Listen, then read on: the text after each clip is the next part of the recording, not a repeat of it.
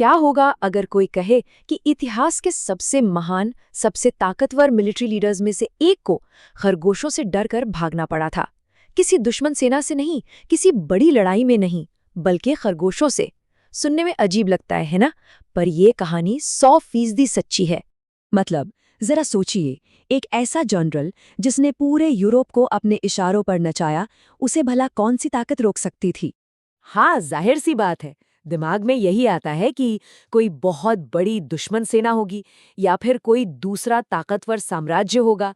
पर जवाब है हजारों की तादाद में छोटे छोटे प्यारे से दिखने वाले खरगोश। जी हाँ, सही सुना, खरगोश। तो चलिए आज इसी अजीब लेकिन बिल्कुल सच्ची कहानी की तह तक चलते हैं और देखते हैं कि आखिर ये सब हुआ कैसे। देखिए, ये बात है 1800 के दशक की शुरुआत की। नेपोलियन बोनापार्ट का नाम ही काफ़ी था। फ्रांस अपनी ताकत के चरम पर था और नेपोलियन एक ऐसा जनरल था जिसे हराना है लगभग नामुमकिन माना जाता था। हर कोई उससे डरता था, उसकी इज्जत करता था। और ऐसी ही एक बहुत बड़ी जीत के बाद नेपोलियन ने जश्न मनाने का फैसला किया। पर यह जश्न ही एक ऐसी घटना बन गया जिसे इतिहास आज भी मज़े लेकर याद करता है। लगातार लड़ाइयों से थककर नेपोलियन ने सोचा कि थोड़ा रिलैक्स किया जाए, तो उसने अपने चीफ ऑफ स्टाफ को एक शानदार खरगोश शिकार का आयोजन करने को कहा। बस थोड़ा मनोरंजन, और क्या। लेकिन ये कोई छोटा मोटा आयोजन नहीं था। इस जश्न के लिए जानते हैं कितने खरगोश जमा किए गए? पूरे 3000। सोचकर देखिए, 3000 खरगोश। तो सब कुछ तैयार था, मैदान सेट था, शिकारी अपनी अपनी जगह पर थे और नेपोलियन इंतजार कर रहा था। लेकिन तैयारियों में एक बहुत छोटी सी पर बहुत बड़ी गलती हो गई थी। प्लान एकदम सीधा साधा था, सब कुछ कंट्रोल में लग रहा था, पर एक ऐसी चूक हुई जिसने पूरा खेल ही पलट कर रख दिया।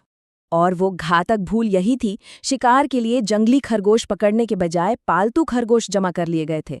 अब देखिए, जंगली खरगोश तो इंसानों को देखकर डरते हैं और दूर भागते हैं, पर पालतू खरगोशों को लगता है कि इंसान उनके लिए खाना लेकर आए हैं, तो वो इंसानों की तरफ दौड़ते हैं।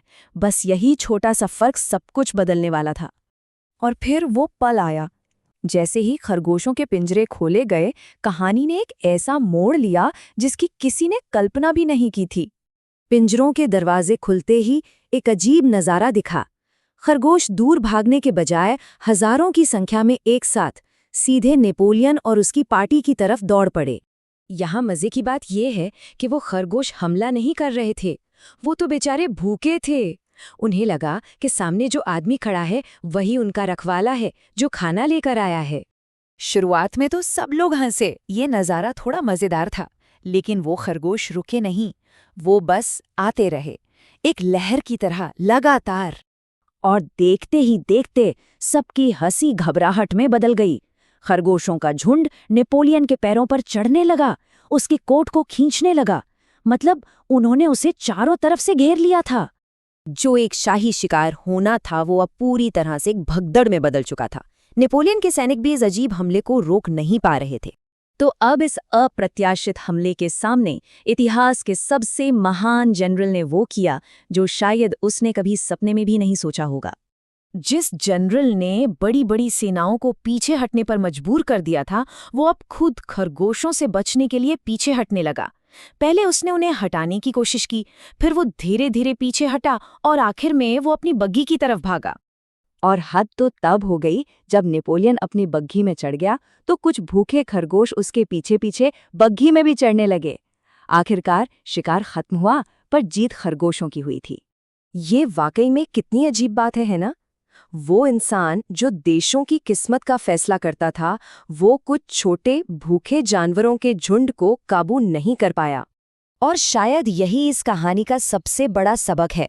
ये हमें याद दिलाता है कि कभी-कभी जिंदगी की सबसे बड़ी चुनौतियां वहां से आती हैं जहां से हम उम्मीद भी नहीं करते।